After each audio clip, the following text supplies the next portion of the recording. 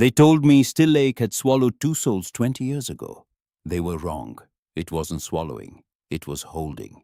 And on the night I arrived at that rotting cabin with nothing but a canvas bag and a tin of flour, I understood why. Because some places don't haunt you. They wait for you. They wait until you have nothing left to lose, and then they ask you the one question nobody else had the courage to ask: whether you're willing to stay. If this is your first time here, take a second and subscribe. This story runs deep and you won't want to miss where it goes. The day we buried Gerald Lindgren, the sky over Sunder Falls was the color of old iron. Fitting, I suppose. Iron was what brought us here 42 years ago. Iron was what kept us. And iron was what they pulled from the earth beneath our feet, until there was nothing left to pull. The mind closed in stages the way a man dies. First the extremities go numb, then the center gives out. Gerald held on longer than most. Retired 3 years before the final shutdown, with a pension that barely covered groceries and a cough that had been getting worse since the winter of 2019. I stood at the edge of the grave and watched the dirt fall. Red-brown Minnesota clay, dense as cement, heavy as the years it represented.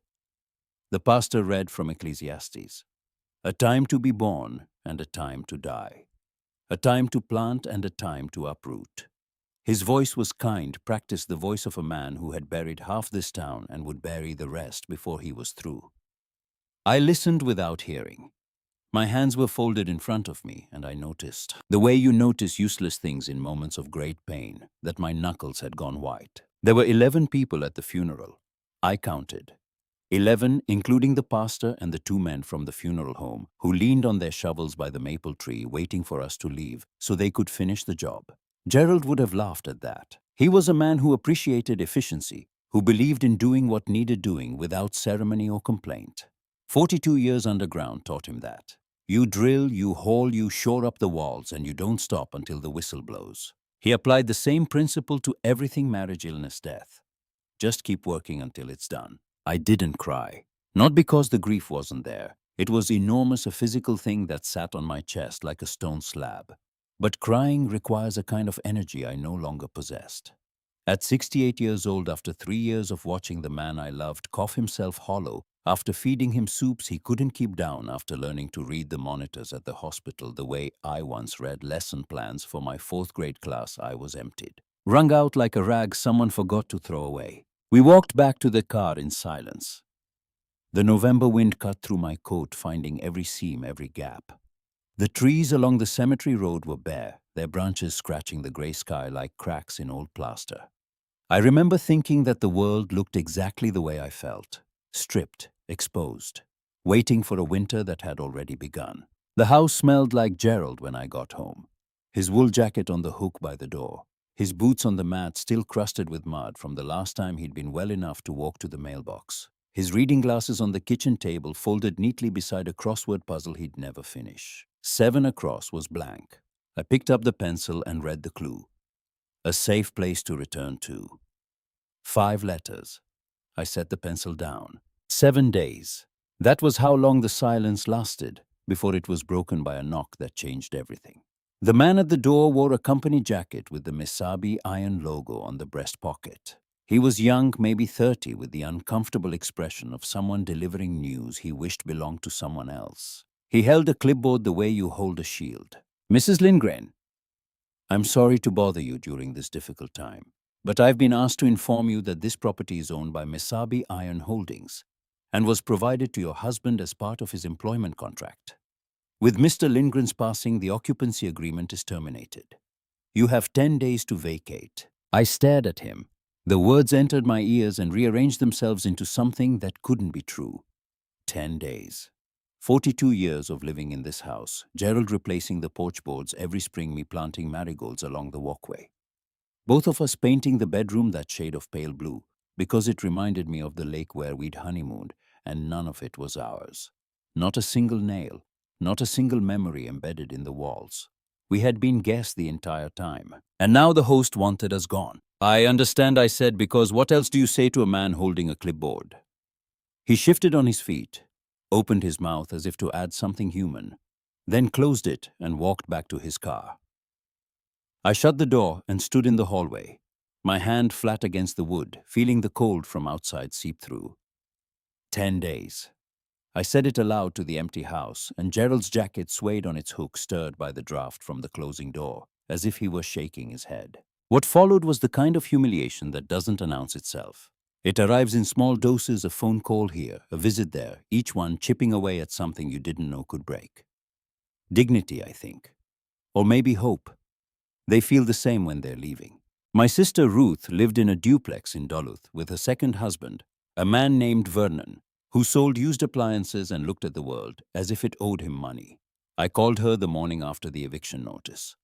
The phone rang 6 times before she answered, and in those 6 rings I heard the answer already. Opal, honey. I would love to help, but you know how small this place is. Vernon's got his inventory in the spare room, and with his back the way it is, I can't put that on him right now. You understand, don't you? I understood. I understood the way you understand weather. Not because someone explains it, but because you feel it coming before the clouds even form. I tried my cousin Dahl in Hibbing. Same song, different key. I tried the Kowalski family, who had borrowed $3,000 from Gerald in 2009 to fix their roof. Margaret Kowalski answered the door with wet eyes and dry excuses. I tried the Petersons, the Haugans, old friends from the teachers' union. Every conversation followed the same arc sympathy hesitation, a reason why now just wasn't a good time, and a door that closed softly but completely. The cruelest part wasn't the rejection.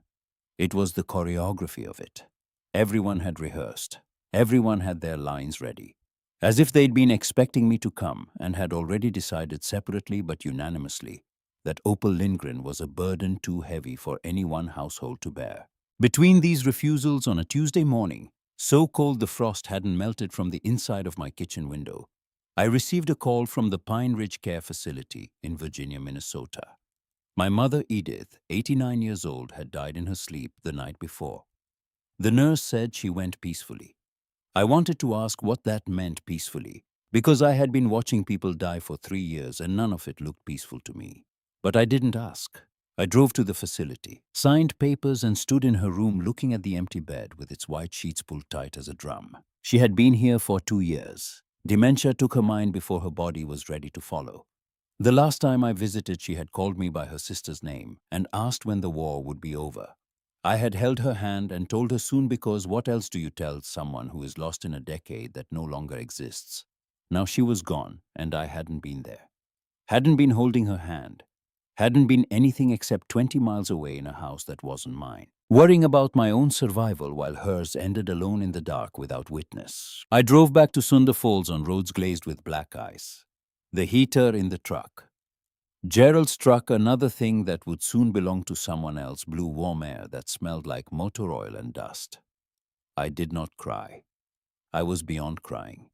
I was in that place past grief where the body simply continues because no one has told it to stop. 6 days left, then 5, then 4. I packed what I could into boxes and garbage bags. Gerald's clothes went to the church donation bin.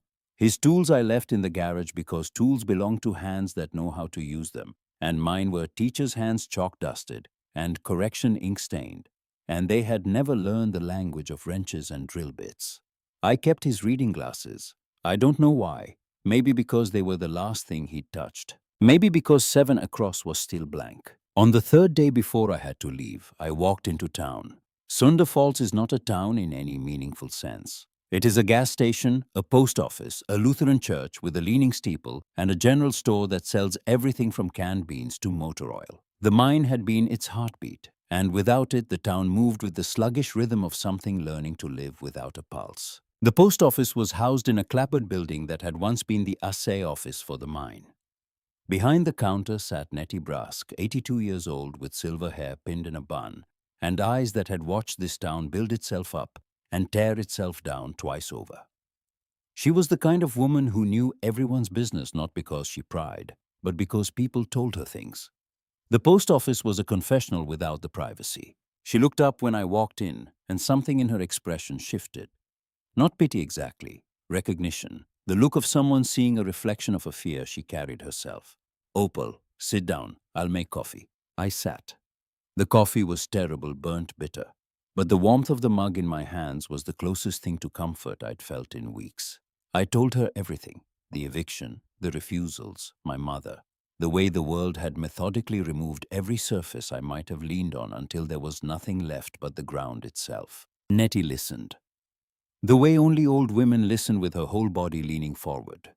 Her hands wrapped around her own mug, nodding not in agreement but in witness. When I finished, she was quiet for a long time. Then she said something that she immediately tried to take back. "There's a cabin up at Still Lake. Empty for 20 years. Solid enough, probably. The well still runs." She stopped. Her face changed the color draining from it the way water drains from a cracked vessel. She set down her mug and pressed her palms flat on the counter. "Forget I said that. That place doesn't want people." I looked at her. Nettie was not a woman given to superstition. She balanced ledgers, sorted mail, reported the weather to the county office every morning at 6. She dealt in facts the way Gerald dealt in iron, practically without sentimentality. For her to say a place didn't want people was like hearing a doctor say a house had a fever. "Why not?" She shook her head. "Opal, please. I have nowhere to go, Nettie. Nowhere. In 3 days I will be standing on the road with a garbage bag full of clothes and no roof over my head. So whatever you're afraid to tell me, I need you to tell me anyway." She closed her eyes. When she opened them, the woman looking back at me was not the postmistress. She was someone older, someone carrying a weight she had hoped to set down by now. 20 years ago, a man named Harlan Dahl lived up at that lake with his boy, Caleb, 6 years old. Harlan was a woodsman, a good one. Made a living trapping and cutting timber for the county. His wife passed during childbirth, so it was just the two of them, Harlan and Caleb. He carved things for that boy. Little animals, puzzles, a spinning top that Caleb carried everywhere, like other children carry blankets. You'd see them in town on Saturdays. Harlan buying supplies, and Caleb spinning that top on the post office floor right where you're sitting now. She paused. I watched her throat work as she swallowed. One afternoon in July, Caleb went down to the lake while Harlan was splitting wood. The boy had been told to stay away from the water. He promised. But children are children, and promises are made of air. When Harlan turned around, the boy was gone. Just the circles on the water spreading out and out and out until there was nothing left. I felt the cold before she said the next part. Felt it climb my spine like fingers on a ladder. The lake is deep, Opal. Deeper than it has any right to be. There's a geological fault beneath it, a crack in the bedrock that drops straight down into the dark. They never found the boy. Harlan dove until his lungs gave out, dove until they had to drag him from the water. But Caleb was gone, and Harlan broke. He sat on that shore every day for 5 months calling the boy's name. Stopped eating, stopped sleeping, stopped being anything that resembled a living man. Then one November night, he walked into the water and kept walking. They found him floating 3 days later, face up, eyes open, looking at nothing. The silence that fell between us was not empty. It was full of the thing she hadn't said yet. The thing that made her face go pale. Nobody did right by that boy, Opal. Nobody said the prayers. Nobody held a service. The whole town just we sealed that cabin, and we walked away, and we pretended it never happened. Because we were scared. Because it was easier to forget than to face what we'd let happen. And ever since, the people who've gone near that lake, they hear things. Crying. A child crying coming from the water. Always at night. Always at the same hour. She looked at me, and in her eyes I saw not just fear but guilt. The guilt of a town that had chosen forgetting over mourning, convenience over compassion. The guilt of 82 years of knowing she should have done something and hadn't. I want to go anyway. Opal, you can't. What I can't do, Nettie, is sleep on the road in November in Minnesota. What I can't do is knock on one more door and watch one more person try to find a polite way to say no. If that cabin has a roof and 4 walls, it's more than anyone else has offered me. She stared at me for a long time. Then she reached under the counter and pulled out a hand-drawn map on the back of an envelope. Her hand trembled as she pushed it across the counter. 4 miles up the ridge trail. You'll see the lake before you see the cabin. And Opal. She paused, and I watched her press the words out like stones from a closed fist. If you hear him, the boy, don't answer. Don't go to the water. Promise me that. I took the map. I did not promise. The walk took 3 hours. The trail was overgrown, choked with fallen branches and roots that clawed at my boots like hands reaching up from beneath the earth. The air grew colder as I climbed, and the forest thickened, closing in until the canopy blocked what little light the November sky offered. I moved through a world of gray and brown, of bare branches and whetstone of silence, so dense it had texture. I smelled the lake before I saw it, a mineral sharpness like iron, of course, like iron. Everything here returned to iron, mixed with something older, something that lived beneath the soil and the rock and the water. Then the trees thinned, and there it was, still lake. I stopped walking. I stopped breathing. The water stretched before me in a perfect oval, maybe 200 yards across, bordered by birch and pine that leaned inward, as if trying to see their own reflections. The surface was black, not blue, not green, not any color that water is supposed to be. Black the way a mirror is black when the room behind it has no light. And still, perfectly impossibly still.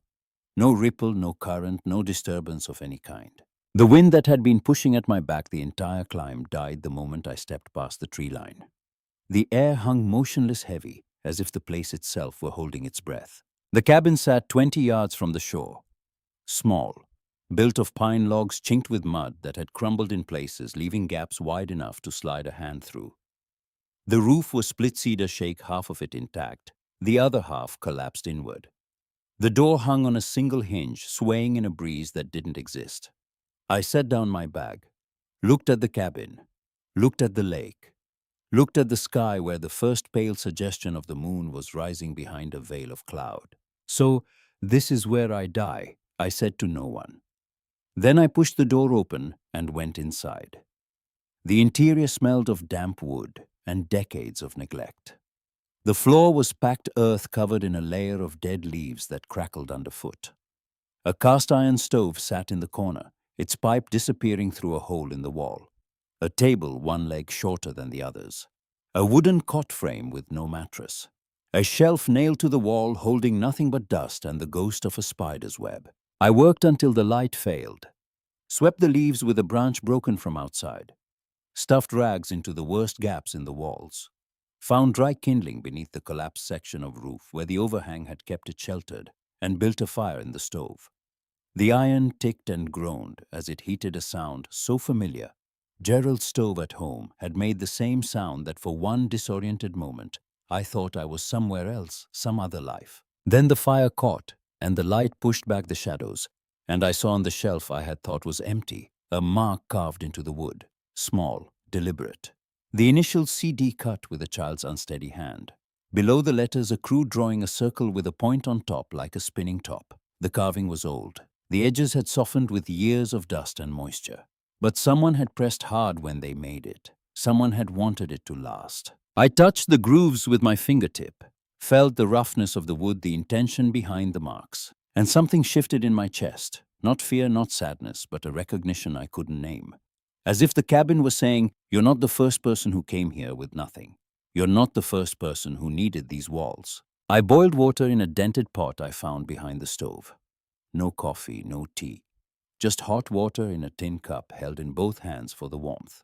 I carried it to the door and sat on the threshold, my legs stretched out toward the night. The moon had risen fully now, round and white, hanging over the lake like a lantern over a well. Its light fell on the water and lay there unmoving, a perfect silver disk reflected on a perfect black surface. The silence was absolute. Not the comfortable silence of a sleeping house, but the pressurized silence of a sealed room, a held breath, a scream that hasn't started yet. I sat there and watched the moon and the water and the darkness between them. My body ached. My hands were raw from cleaning. My heart was a stone in my chest, heavy and cold and entirely still. And then I heard it. Faint at first. So faint I thought it was the wind finding some gap in the trees, some hollow branch to whistle through. But there was no wind. The air hadn't moved since I'd arrived. The sound grew not louder but clearer, the way a radio signal sharpens when you turn the dial. And I knew the way you know things that bypass the brain and go straight to the marrow, exactly what it was. A child crying. It came from the center of the lake. From the black water, from the silver moonlight, from the place where the surface met the depth, and the depth went down and down into a darkness that had no floor.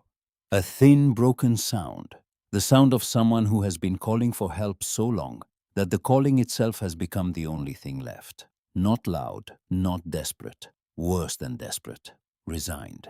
The cup trembled in my hands. The water inside it shivered, catching the moonlight in tiny fractured rings. I set it down on the stone beside me and gripped my knees, pressing my fingers into the bone, grounding myself in something solid, something real. The crying continued.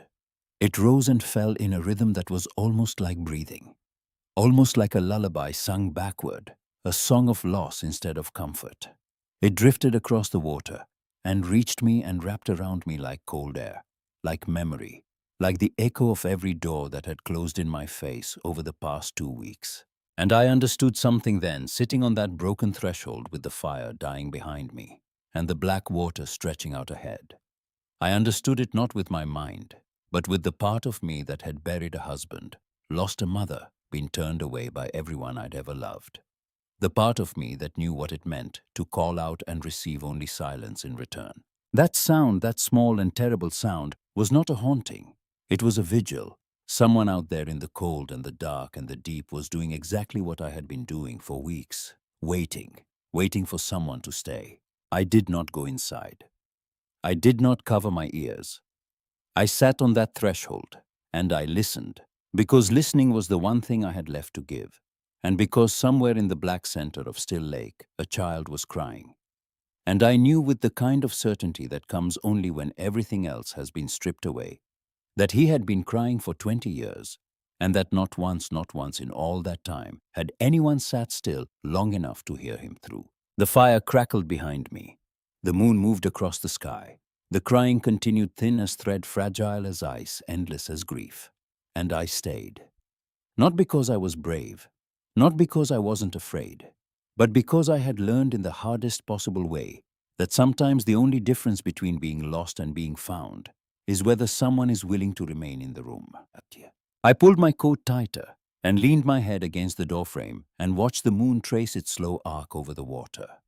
Tomorrow I would figure out food and heat and the 100 small emergencies of survival. Tomorrow I would decide whether I was a fool or something else entirely. But tonight I would sit here with this grief that wasn't mine and this silence that was, and I would not leave. I would not look away. I would not close the door. Staying, I thought, as the cold crept deeper and the crying grew softer, as if the voice behind it was slowly, cautiously learning to believe that someone was finally there.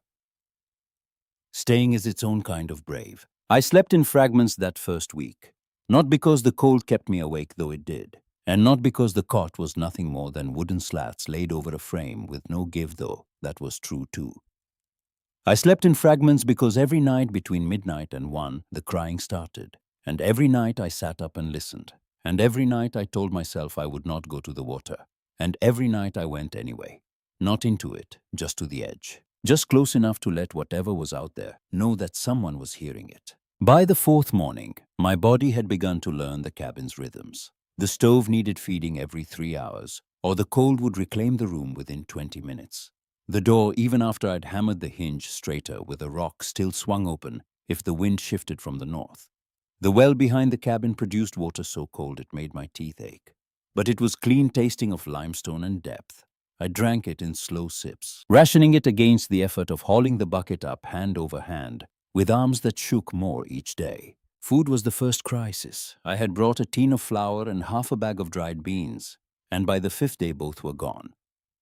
I had no money, no transportation, no means of getting to a store, even if I'd had either.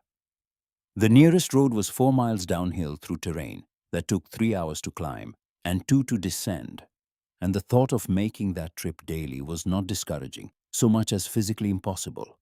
My knees had been complaining since the first ascent. Now they were shouting. On the 6th morning, I found a burlap sack on the flat stone where the trail began its final climb to the cabin. Inside, a pound of cornmeal, a jar of lard, a box of kitchen matches, and 4 potatoes wrapped in newspaper. No note, no name, just provisions left with the anonymous precision of someone who understood need without requiring the performance of gratitude. I carried the sack back to the cabin and sat with it on my lap for a long time, not unpacking it, just holding it, feeling the weight of what it meant. Somewhere down that trail, someone knew I was here. Someone had climbed partway up, left this offering, and retreated without making themselves known. Whether out of kindness or fear or some combination that has no single word, they had chosen to help without being seen. I made cornbread that evening, burned the bottom, underdid the center, produced something that was more geology than cooking, dense, gritty, unevenly heated. But it was food, and I ate it with lard spread on top, standing at the stove because sitting down felt too much like giving in to the exhaustion that lived now in every joint and every muscle. The provisions appeared every 4 or 5 days after that, always on the same stone, always wrapped in burlap or newspaper. The contents varied, sometimes flour, sometimes salt pork. Once a small jar of blackberry preserves that tasted like someone's summer, captured in glass. I began to leave the burlap sacks folded on the stone after I'd emptied them, a signal that I'd received them. A quiet acknowledgement passed between two people who had agreed without discussion to conduct their entire relationship through objects left on a rock. It was nearly 2 weeks before I learned who it was. I had gone down to the trailhead to collect the latest sack and found, instead of provisions, a man. He stood beside the stone with his hands in the pockets of a canvas coat so old it had taken on the color of the forest around it. Tall, thin, mid-70s at least, with a face carved by weather into a landscape of deep lines and sharp angles. He wore a wool cap pulled low over ears that stuck out like jug handles, and he regarded me with the cautious curiosity of someone encountering a species he'd only read about. "You're the one living up at the lake." It was not a question. I waited. "I'm Gunnar Foss. I have 40 acres down in the valley. Been leaving you supplies." "I know, thank you." He nodded once as if the transaction were now complete. Then he didn't leave. He stood there, shifting his weight from one boot to the other, working something around in his mouth the way people do when the words are too big to come out whole. "Folks in town are talking, saying you've lost your sense going up there, saying the lake does things to people. Folks in town didn't offer me a bed." That landed. He looked away toward the trees, then back. "No," he said quietly. "No, they didn't." He reached into his coat and pulled out a small paper bag. "Coffee," he said, handing it to me. "Can't fix much, but I can fix that." I took the bag. The smell hit me before I'd even opened it. Dark, rich, impossibly alive in a place that smelled only of wet wood and cold stone. My eyes stung. I blinked it away. "You don't have to come up to the cabin," I said, "if it makes you uneasy." He considered this. "Most things make me uneasy," he said. "Doesn't mean I stop doing them." Then he turned and walked back down the trail without another word. And I stood there holding a bag of coffee like it was a letter from someone I'd been waiting to hear from my entire life. That evening, with real coffee steaming in my cup for the first time since I'd arrived, I sat in the doorway and watched the last light drain from the sky. The lake was doing what it always did at dusk, turning from black to something darker than black. A depth that seemed to pull the remaining light down into itself and swallow it. The air grew dense. The temperature dropped. And then, as always, the crying began. But tonight it was different, closer, not by much. Perhaps the distance between the center of the lake and the far shore, but unmistakably closer, as if whatever made that sound had taken a step toward me and was waiting to see if I would step back. I didn't. I sipped my coffee and I listened and I began to talk. Not loudly, not with purpose. Just the way you talk when you're alone and the silence gets too heavy to carry. I told the darkness about Gerald, about the crossword puzzle with 7, a cross still blank, about the house that was never ours, about the particular cruelty of being told to leave a place you had worn into the shape of your own life. I told it about my mother, about the empty bed, about arriving too late. I told it about the doors that closed one after another, soft as whispers, final as locks. "I don't know if you can hear me," I said to the lake. "I don't know what you are or what you need. But I'm here, and I've got nowhere else to go, so I figure we might as well keep each other company." The crying didn't stop, but it changed. A shift in pitch, a softening at the edges, the way a child's sobbing eases when a hand touches their back, not fixing anything, just letting them know the room isn't empty. I finished my coffee, went inside, lay on the cot with every piece of clothing I owned piled on top of me, and listened to the sound fade slowly, slowly, like a radio signal losing strength as you drive further from the station. And just before it disappeared entirely, just before sleep pulled me under. I could have sworn I heard beneath the crying the faintest rhythm, a ticking, a tapping, like something small and wooden spinning on a hard surface. But I was tired, and tired people hear things that aren't there, and I let it go.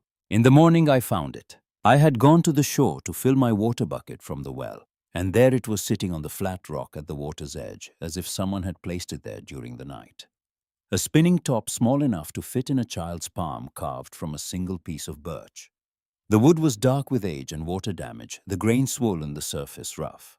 But the craftsmanship was unmistakable. Someone had shaped this with care, with love, had sanded it smooth and weighted the base so it would spin true. On the side, carved in letters so small, I had to hold it close to read them, were two initials, CD.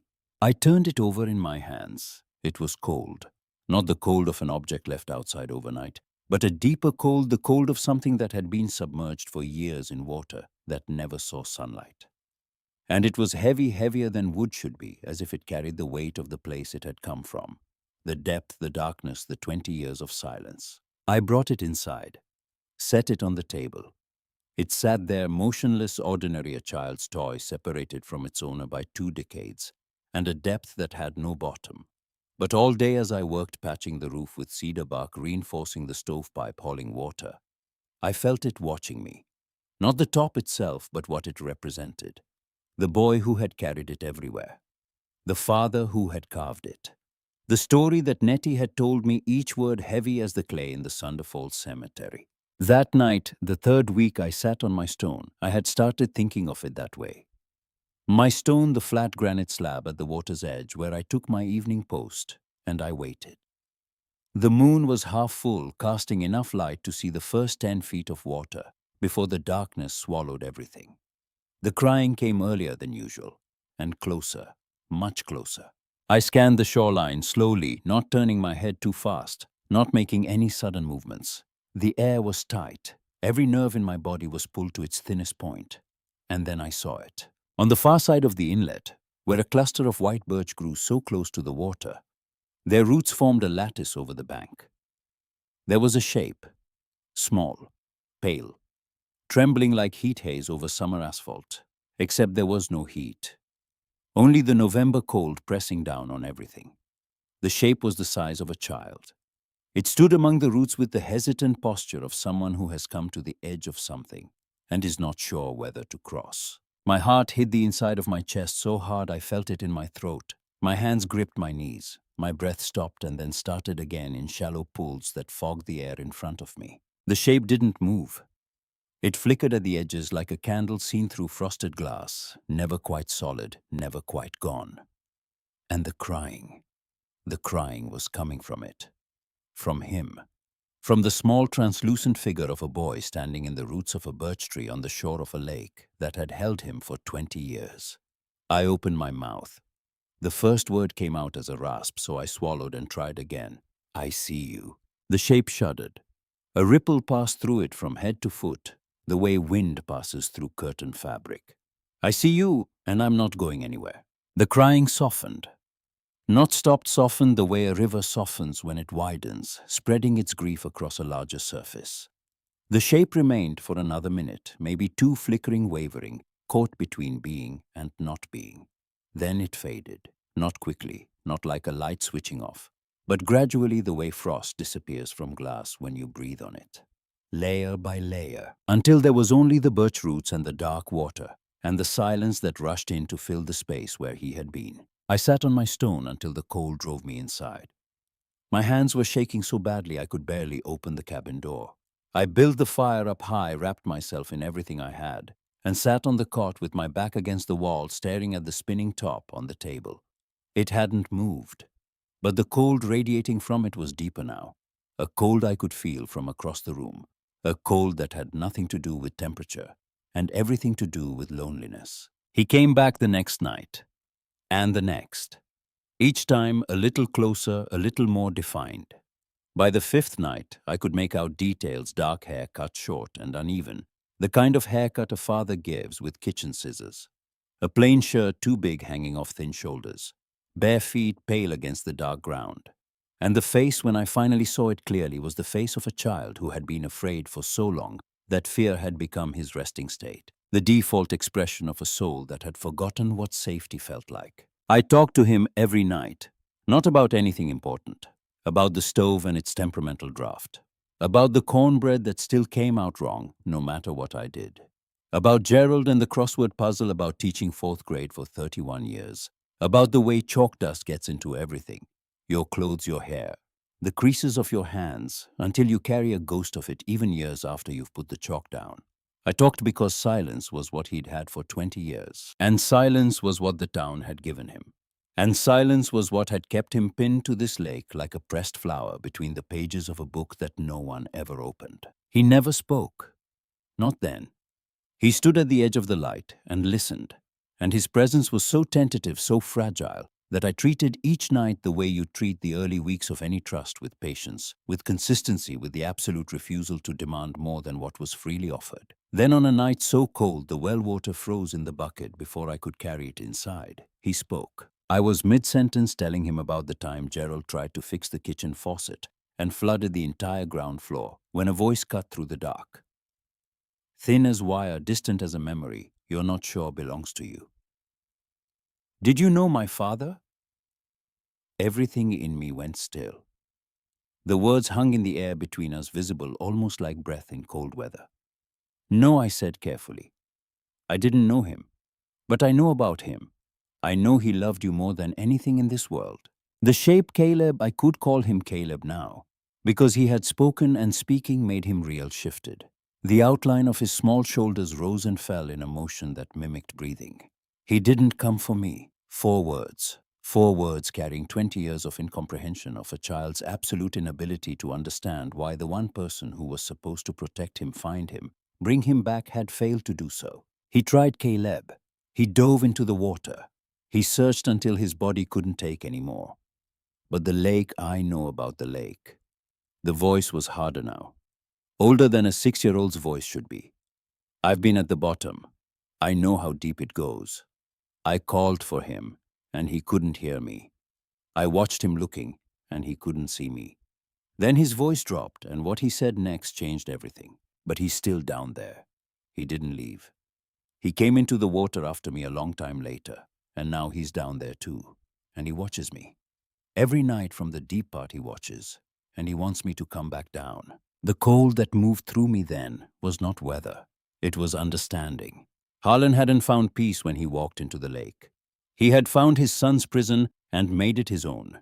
And 20 years of guilt and grief and madness had turned his love into something else. Something that gripped instead of held, that pulled instead of cradled, that could not tell the difference between protecting and possessing. I looked at the spinning top on the table through the open cabin door.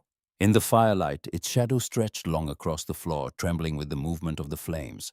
And for a moment, just a moment, I could have sworn it was turning.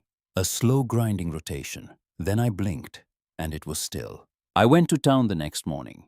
The walk took longer than before. My knees had gotten worse, and the cold had settled into my bones with the permanence of a tenant who has no intention of leaving.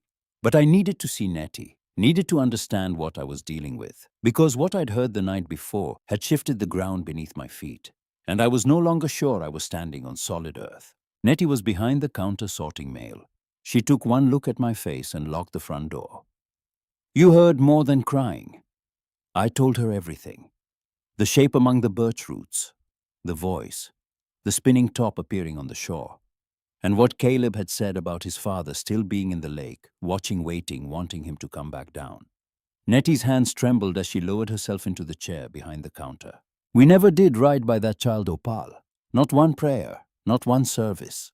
After Harlan died, the whole town just we treated it like a stain. Something to cover up, not clean. The pastor at the time said the lake was cursed, that God had turned his face from it, and people believed him because believing was easier than grieving. We boarded that cabin and we never went back. Not once in 20 years. Not one person climbed that trail to say that boy's name out loud. Her voice broke on the last word. She pressed her fingers to her lips, composing herself. He's not cursed, Nettie. He's forgotten. There's a difference. She looked at me with eyes that held 2 decades of accumulated shame. What are you going to do? I'm going to remember him. Every night by that water, I'm going to say his name. And I'm going to stay until he believes someone is finally there. She reached under the counter and brought out a Bible, small leather bound, the cover worn soft as cloth. It was her mother's. She placed it in my hands without explanation because none was needed. I climbed back to the cabin carrying the Bible and a new sack of provisions that Nettie had packed herself. Flour, salt, sugar, a tin of condensed milk, and folded at the bottom of the sack, a wool blanket that smelled of cedar and lavender. I spread the blanket on the cot and pressed my face into it and breathed in the scent of a home that wasn't mine, but that someone had offered freely without conditions, without the careful calculations of obligation that had characterized every other interaction since Gerald's death. That evening, I built the fire, I opened the Bible, and walked to the shore. I sat on my stone and I read aloud. Not the passages about damnation or judgment. The other ones. The ones about lost things being found. About shepherds leaving 99 to search for one. About houses with many rooms and doors that don't close. Caleb came closer than he ever had. He stood at the waterline, not among the trees but in the open, his pale form reflected in the black surface below him, like a photograph and its negative. He listened. And when I finished reading and closed the book, he asked a question that I will carry with me for whatever time I have left on this earth. Will you leave me alone? The question was not about tonight. It was not about tomorrow. It was about the 20 years behind him and the unknown stretch ahead. And it was asked with the particular desperation of someone who has learned that people leave their doors closed, that the world has a limited capacity for other people's grief. No. I met his gaze, or what served as his gaze, 2 points of pale light in a face made of mist and memory. Staying is its own kind of brave, Caleb, and I am staying. I reached out my hand. He looked at it. The hesitation lasted a long time, long enough for the moon to move a full degree across the sky. Then he extended his small, translucent trembling. When they met, or nearly met, I felt it a sensation like plunging my hand into snowmelt, a cold so sharp it registered as heat. And beneath the cold, beneath the impossible physics of touching something that wasn't entirely there, I felt connection, recognition. The same thing I had felt when I'd traced the initials carved into the cabin shelf. The same thing I'd felt holding the spinning top. A resonance between two kinds of loneliness that had finally found each other. He stayed longer that night than any night before. We sat together in silence looking at the water, and for the first time the silence between us was not the silence of abandonment. It was the silence of company, of presence, of two people who had stopped needing words because the act of remaining was saying everything that mattered. When he finally faded just before dawn, turned the eastern sky from black to charcoal, I went back to the cabin. The spinning top was on the floor. It had fallen from the table or been pushed, and it lay on its side near the door pointing toward the lake. I picked it up. The deep cold pulsed from it in waves stronger than before, and somewhere inside the grain of the wood, I felt a vibration faint, rhythmic, like a heartbeat that hadn't stopped, only slowed. I set it back on the table. It stayed. The next 2 weeks settled into a rhythm that was equal parts survival and vigil. Mornings I spent on the cabin, tightening, repairing, shoring up. I was not skilled at this work. Gerald had been the one with tools, with knowledge of joints and loads and the secret language of structures. I was a woman who could diagram a sentence and explain long division, and read aloud in voices that made 30 children forget they were in a classroom. But I could not hang a door or seal a window to save my life. And I mean that literally, because the Minnesota winter was coming, and it did not care about my resume. Gunnar began appearing more often. Not at the cabin, he still wouldn't come that far, but at the stone where he would leave supplies, and sometimes wait as if hoping I'd come down. When I did, our conversations were brief. Factual, conducted in the shorthand of people who respected each other's solitude. On one of these meetings, he said something that didn't register fully until later that night. There's a developer out of Minneapolis been talking to the town council, wants to buy the whole north parcel including the lake. Build some kind of resort. Cabins, boat launches, the works. I looked at him. That would include this land. He nodded. You've got no deed, Opal, no legal claim. If the council votes to sell, you're back where you started. He said it without cruelty, the way a doctor delivers a prognosis, not because it's easy to hear, but because hearing it is necessary. How long? Could be weeks, could be months. The council moves slow, but money moves fast. I carried that information back up the trail like a stone in my pocket, feeling its weight with every step. The ticking clock had started, and I could hear it now beneath everything. Beneath the wind, beneath the water, beneath the crying that came each night from the lake. Time was not on my side. It never had been. That night, I sat on my stone with the Bible on my lap, and the spinning top in my coat pocket where I had started carrying it the way Caleb once had, because holding it made me feel closer to him, and because the cold it gave off had become familiar, almost comforting, the way you grow accustomed to a scar. Caleb came at dusk, earlier than before. He stood near the water and watched me with those pale light eyes. "Something is wrong," he said, not a question. I told him about the developer, about the town council, about the fact that this place might soon belong to someone who would bring bulldozers and concrete and noise and erase every trace of what had happened here. He listened. Then he looked down at the water, and I saw his form flicker a shudder that ran through him the way a tremor runs through a building before the quake. He's moving. What? Down there. My father. He's been getting closer to the surface. I can feel him. He's angry. He doesn't want anyone else here. He doesn't want. Caleb stopped. The water at the lake's center began to shift. Not waves, not current. Something beneath the surface displacing the water from below, pushing it up in a slow, heavy bulge that caught the moonlight and turned it oily. A sound rose from the deep, not crying this time, not the thin grief I had grown used to. This was lower, guttural. The sound of something that had been compressed for 20 years and was beginning to expand. The spinning top in my pocket went cold. Not the gradual cold of the last few weeks. A sudden violent cold like grabbing a piece of dry ice, so intense that I gasped and yanked my hand away. Through the fabric of my coat, I felt it vibrating.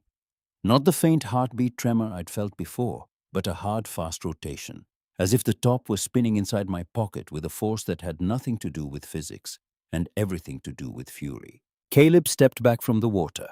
His form dimmed, flickering rapidly the way a light flickers before the power goes out. "He's coming up," he whispered.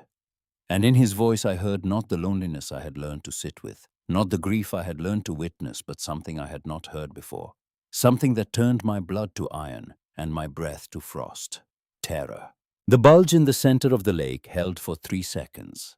Then it collapsed, the water falling back into itself with a sound like a door slamming shut underground, and the surface went flat again. But not still. Never still the way it had been before. Now it moved with a slow circular current that hadn't existed an hour ago, as if something beneath were pacing. Caleb was gone. He had flickered out the moment the water shifted, vanishing so completely that the shore looked like it had never held anything but roots and stone. I stood up from my rock, the spinning top still burning cold through my coat pocket, and backed toward the cabin without turning around. An instinct older than thought, older than reason. The same instinct that tells you not to take your eyes off the thing in the dark. Inside, I barred the door with the leg from the broken chair and sat on the cot with the Bible in my lap. The spinning top I set on the table. It had stopped vibrating, but the cold coming off it filled the room with a chill that the stove couldn't touch. I watched it the way you watch a wasp that has landed on your arm, not moving, barely breathing, waiting for what comes next. Nothing came. The night passed in silence, a silence more frightening than any crying had been. Because the crying meant he was there, meant the pattern was holding, meant the fragile architecture of trust I had built over 3 weeks was still standing. Silence meant something had changed. Silence meant the rules I had learned no longer applied. 3 days passed without any sign of Caleb. No crying, no shape among the birch roots, no cold spots on the shore, no sense of presence at dusk. The lake lay flat and dark under skies that were thickening daily with the weight of the coming storm season. I sat on my stone each night, regardless, reading from the Bible, talking into the emptiness, refusing to accept that the connection had been severed. But each night, the emptiness talked back with nothing. And each night I returned to the cabin a little more hollowed out. On the 4th morning, the sky turned the color of a bruise. Not gray. Purple-black at the horizon, green-yellow at the edges, the kind of sky that people in Minnesota learn to read the way sailors read the sea. The temperature dropped 6 degrees in an hour. The wind, absent since my arrival, returned with a low moan that built steadily through the morning until by noon it was a sustained howl that pressed against the cabin walls and found every gap I hadn't sealed. The storm hit at 4 in the afternoon. It came not in stages, but all at once, a wall of sleet and wind that turned the world white and roaring. The cabin shook. The stovepipe rattled in its housing, sending puffs of ash across the floor. I stuffed every cloth I had into the gaps around the door, and windows piled the remaining firewood beside the stove, and prepared to wait it out the way you prepare for anything you cannot control, with whatever small actions are available, and the acceptance that they may not be enough. Then I heard it. Not the crying. Something lower, deeper, rising beneath the storm, the way a bass note rises beneath a melody, felt more than heard. A voice. A man's voice distorted by water and distance, and 20 years of unresolved anguish pushing up through the lake, through the wind, through the walls of the cabin, arriving not in my ears but in my chest, where it vibrated against my ribs like a struck bell. He is mine. The spinning top on the table began to move. Not the slow grinding rotation I had sensed before. A violent spin so fast the carved birch became a blur, the initials disappearing into a whirl of motion. It spun with a force that shouldn't have been possible on a rough wooden surface, and the sound it made, a high, thin whine like a blade on a whetstone, cut through the storm noise and filled the cabin with something that was not sound, but pressure. A weight on the air that made breathing feel like work. Then from outside, from the direction of the lake, a scream, high-pitched, terrified.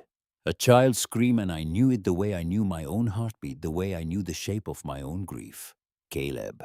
I was through the door before the decision was conscious. The sleet hit my face like thrown gravel. The wind nearly took me off my feet. I couldn't see. The world was a white gray chaos of ice and motion, but I could hear. And I followed the sound, the way a person follows a rope in the dark, hand over hand, step by step toward the water. The lake was unrecognizable. Waves, actual waves on a body of water that had never shown so much as a ripple, crashed against the shore, throwing spray that froze on contact with my coat, my hair, my skin. And in the center of that chaos, lit by a lightning flash that turned the world to bone, I saw them. Two forms in the water. One small, struggling, reaching upward. One large, dark, formless, almost a shape made of depth and guilt. Its arms wrapped around the smaller one, pulling downward with the patient inevitability of gravity. Harlan was not a ghost the way Caleb was a ghost. He was something else, something that 20 years of self-inflicted torment had compressed into a force that was less than human and more than memory. He did not flicker. He did not waver. He held his son with the desperate certainty of a man who believes that love means never letting go, even when letting go is the only loving thing left to do. I walked into the water. The cold was beyond anything I had language for. It bypassed sensation entirely and went straight to the center of me, to the place where breath begins, and it squeezed. The water reached my ankles, my shins, my knees. The lake bed dropped steeply here, and I felt the pull of the fault line Nettie had described, the crack in the bedrock that went down into a darkness that had no name. The current wrapped around my legs, urging me forward deeper. And for a moment, I understood Harlan's final walk. How easy it must have been, how the water welcomed you, how it promised an end to the particular agony of being the one who survived. I stopped at my waist.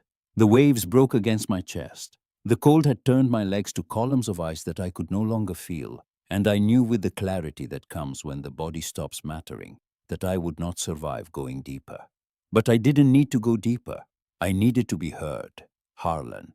The wind tore the name from my mouth and threw it across the water. Lightning flashed. I saw his face, or what remained of a face, after 20 years of drowning in your own guilt. Hollow eyes, open mouth. An expression that was not anger, not madness, but something worse. Love corrupted. Love that had curdled in the dark until it couldn't tell the difference between holding and trapping. I know what you're carrying, Harlan. I know what it feels like to believe you failed the one person you were supposed to protect. I know because I've been carrying it too. Different names, different faces, but the same weight. The same voice in your head saying you should have done more, been more, arrived sooner, held tighter. The wind screamed. The water surged. Harlan's grip on Caleb didn't loosen. But keeping him here won't undo what happened. Every night you hold him under this water. Every night you pull him back into the dark. You're not saving him, Harlan. You're repeating it. You're drowning him again and again and calling it love. Something shifted in the form, a tremor deep and structural like a crack forming in ice. I lost people too. I lost my husband. I lost my mother. I lost every door I ever knocked on, and I wanted to hold on. God, I wanted to hold on to anything. But holding on to what's gone doesn't bring it back. It just makes sure nothing new can get in. It just makes the prison bigger.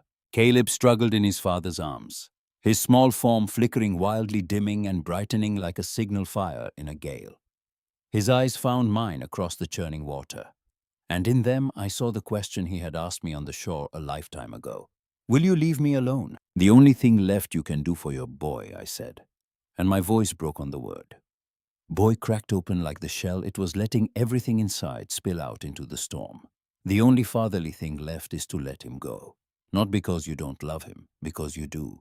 Because letting go is what love does when holding on becomes the harm. Silence. Not the silence of absence, but the silence of decision of a mechanism reaching its final position before the spring releases. The storm held its breath. The waves paused at their crest. The wind drew back like a hand before a touch. Harlan looked at Caleb, the hollow eyes filled with something I had not seen in them before. Not the tortured, grasping need that had defined his presence, but a softness, a focus. The look of a father seeing his child clearly for the first time in 20 years. His mouth moved. I couldn't hear the words over the distance and the water, but Caleb heard them because the boy's struggling stopped. His small form went still. His eyes widened. And then slowly, Harlan's hands opened. Caleb rose. Not swam, not floated. Rose the way breath rises, the way heat rises, the way everything that has been held down long enough rises when the weight is finally removed. Harlan sank. But this time the sinking was different. There was no grasping, no resistance. He folded downward into the dark water, with the unhurried grace of someone setting down a load they have carried too far and too long. And as he descended his face, I saw it in the last flash of lightning. Clear as a photograph, his face was still. The storm broke apart. It didn't fade, didn't diminish. It simply ended as if someone had turned off a machine. The sleet stopped. The wind died. The clouds split along a seam I hadn't noticed, and through the gap the moon appeared full and white, pouring its light onto the water like milk into a bowl. I stood in the lake up to my waist, shaking so hard my vision blurred. The cold was killing me. I knew this with the detached certainty of a teacher grading her own paper, and I needed to get out of the water and into the cabin and in front of the fire, or I would join the others at the bottom of this lake, and no one would come looking. I turned, moved toward shore. Each step was an act of will, performed by legs that had forgotten how to feel.